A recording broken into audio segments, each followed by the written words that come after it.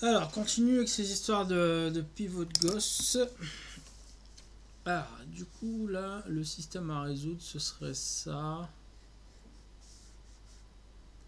Ok. Donc, un truc x plus y plus t égale 0. X moins y plus z égale 0. 2y moins z plus t égale 0. Et enfin 2x plus z plus t égale 0. Donc là on va combiner tout ce qu'on avait vu là. Du coup on a un système linéaire à 4 équations. Ok, déjà voilà, on note ça. Et 1, 2, 3, 4 inconnus. Donc ça, c'est bon. Donc du coup l'idée c'est d'utiliser le pivot de Gauss pour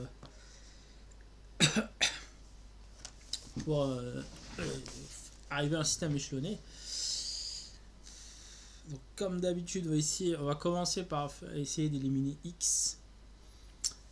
Ok, hop, ce sera le premier pivot. X, voilà, ici. Alors on va faire deux opérations.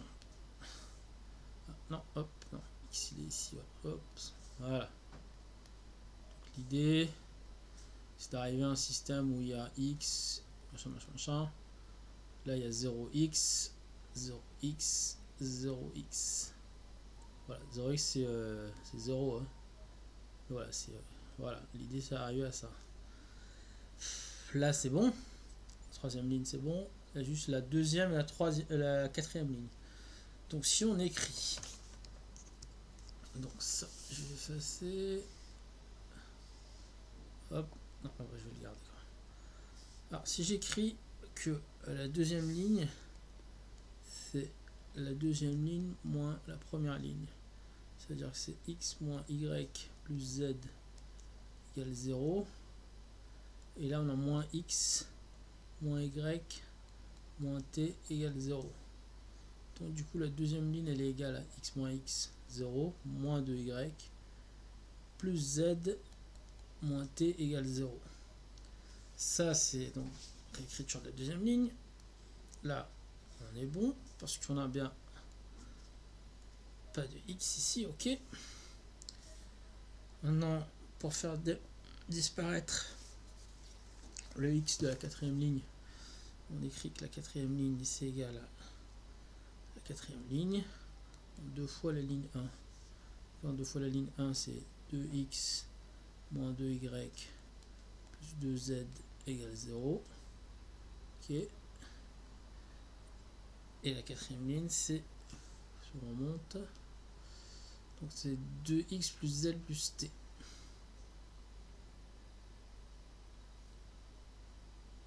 Non, qu'est-ce que j'ai fait? Qu'est-ce que j'ai fait? L4. J'ai écrit n'importe quoi là. Alors L4 c'est quoi? L4 c'est 2x plus z plus t. Moins 2L1 c'est quoi? Moins 2x moins 2y moins 2t. Moins 2x moins 2y moins 2t égale 0. Ok, donc si je somme tout ça, donc là fait 0x, c'est ce qu'on cherchait. Moins 2y plus z moins t égale 0. Voilà. Donc si je réécris le système avec les trucs qu'on a vus, la ligne 1 reste inchangée. Donc c'est toujours x plus y plus t égale 0. X plus y plus t égale 0. La ligne 2 elle a changé, du coup elle s'écrit, on va la mettre en rouge. Moins 2y plus z moins t égale 0.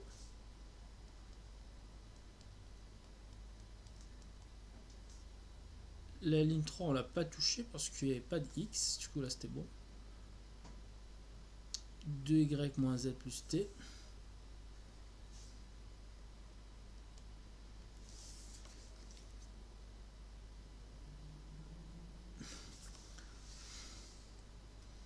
Égale 0.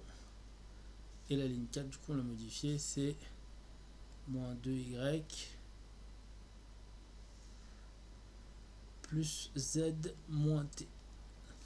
Donc là, on remarque bien qu'on a du 0x ici, 0x ici, 0x ici. Mais le problème, c'est que là, du coup, on se retrouve... On a déjà vu ça. En fait, ça, c'est des lignes proportionnelles. C'est toujours du... ça s'écrit toujours 2y plus z. Ça écrit plus ou moins 2y, plus ou moins z, plus ou moins t égale 0. Du coup, ça veut dire que comme ils sont proportionnels, on va garder qu'une seule ligne.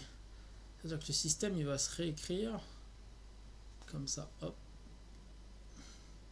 Mettre en rouge. X plus y plus t égale 0. Et je vais prendre, on va regarder...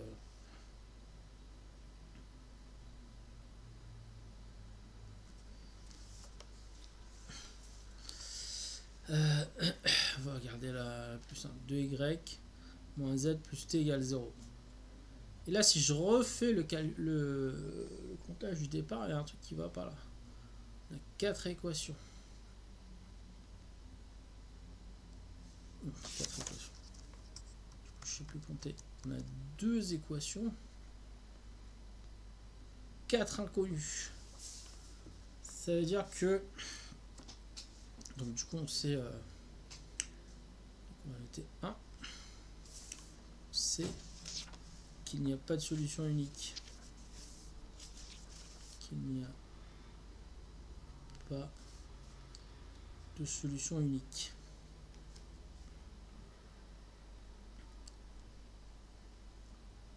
Ok. Maintenant,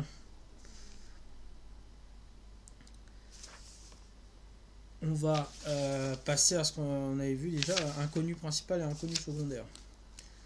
Donc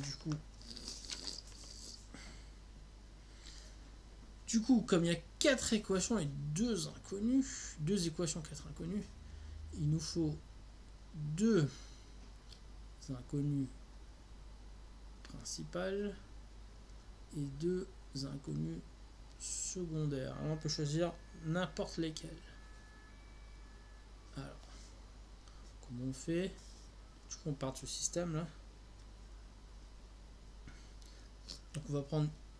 je vais prendre y, mais en fait il y a 2y là qui gênent. On va prendre x déjà. On va prendre t. Voilà. Donc x égale, si je reprends le truc, moins y moins t. Et t égale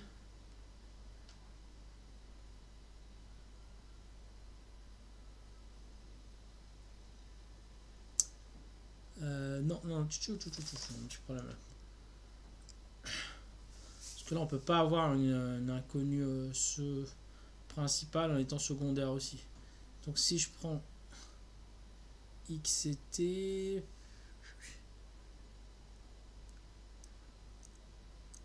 ouais, le mieux c'est ça. Voilà.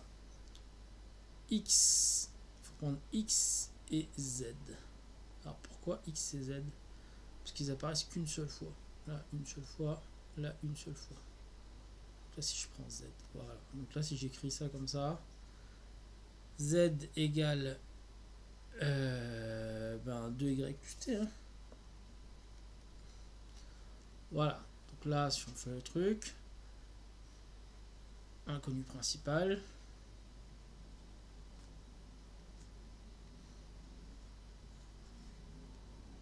Secondaire. Du coup on savait qu'il y avait... C'était sûr qu'il n'y avait pas une solution unique. Mais du coup il y en a une infinité de solutions. C'est que toute solution du système c'est un quadruplé x, y, z, t. Mais on peut le réécrire comme ça. X égale à moins y moins t. Donc x, inconnu principal. Y, ça reste y comme c'était une inconnue secondaire. Z, c'est une inconnue principale, ça va s'écrire 2y plus t. T, inconnue secondaire, ça écrit tiré. Voilà, du coup on a l'ensemble des solutions ici. Ce qu'on peut écrire comme ça là, hop. En notation ensemblisse, y de y plus t, t. Et là il faut préciser que